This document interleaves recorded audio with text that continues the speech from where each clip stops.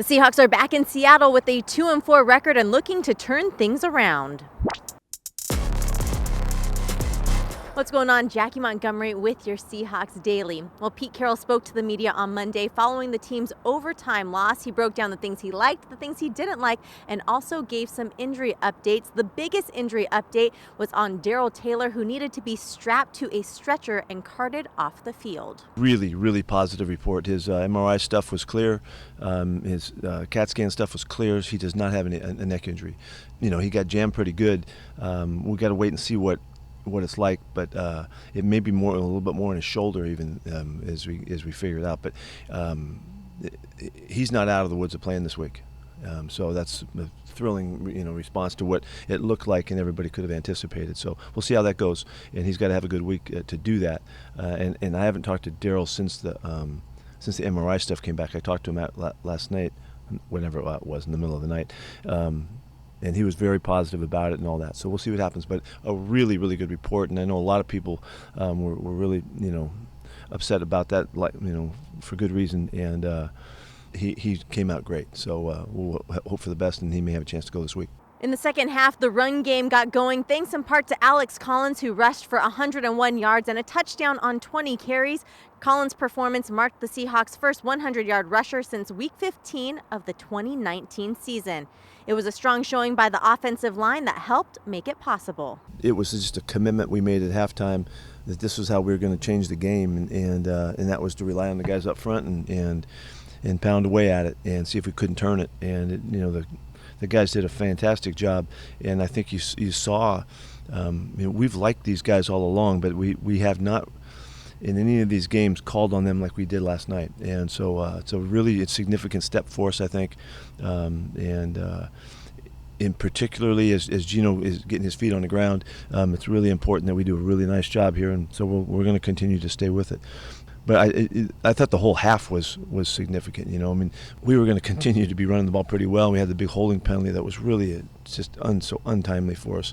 We were still going in, so I think it was a good turn for us. I think some really good things happened last night in that regard, and in turning both sides of the ball, and I'm hoping that we'll make some headway with it. The Seahawks tight ends also played a big part in the run game, but they were also involved in a big scoring drive that featured a big 41-yard catch by Gerald Everett that set up a Will Dissly touchdown catch. They had a big role in the running game for sure, and did a nice job there. Would love to get the ball more to Gerald. You can see why he's so explosive when he turns and runs with the thing, but. No, Will gets the touchdown, pass comes through, but those guys did a really good job of blocking, which was really the main calling on this night, as the game went. Rookie cornerback Trey Brown made his first NFL appearance and got quite a bit of playing time, replacing an injured Sidney Jones. Brown ended up playing 53% of the defensive snaps, including some big plays that got the entire team pumped up. He did really well. He played really well. He had a couple big hits, covered well when he had his chances. He was right where he was supposed to be.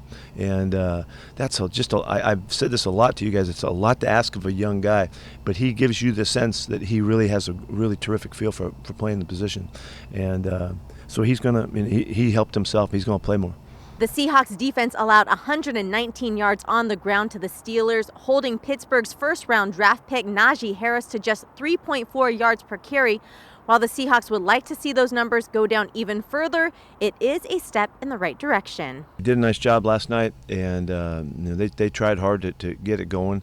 We felt like in control of it. There was a few, late in the fourth quarter, there was a couple runs that got out that moved the ball a little bit. But all in all, the guys did a really nice job up front, and we played a lot of seven-man front football in this game, and so that called on those guys to do a good job, and they did it. And I do think, Corbin, that this was an important game for us. To only allow 2 explosive plays for the night, that's a big improvement over what just happened the week before. And it was necessary to get that done. And so I'm hoping that we take a turn. This was not Ben didn't let it be a pass rush game. He just would not hold the football, and so we didn't see numbers there, but we kept them under control for the most part, and I thought it was a good step for us and a necessary step. There are some challenges that come with a 2-4 record, especially when you're playing in one of the toughest divisions in football. But as we all know, Pete Carroll is the ultimate optimist and is asking to give this team some time and definitely do not count them out. It is a challenge. It's a challenge for all of us in that this didn't start the way we had planned, so what's going to happen now, we're, like a year ago, I think we were 5-0 or something like that, and you're flying and going, and you're really feeling all the positive about it. This is a different challenge for us, and we will not be able to call this the story of this season for a couple months. It's going to take 8-10 games before we know what's going on, and it's going to be a long ways down the schedule, and we're going to see there's a lot of things that will happen around the league, and we got to take care of our business. But it's as is always the case, postponing judgment is really a powerful tool if you have it, and that's what we have to do. We got to take one game at a time, just like we know how to do, but we got to really stay focused on that and just postpone what this story is going to be, and we know that's the truth, but it's hard to do, and so that's what we're going to go about doing, and so it's a challenge. I got to lead the charge. Well, the last time the Seahawks were at 2-4 through the first 6 weeks of the season was back in 2015. The Seahawks finished the year 10-6 that season, earning the wild card spot and a trip to the playoffs.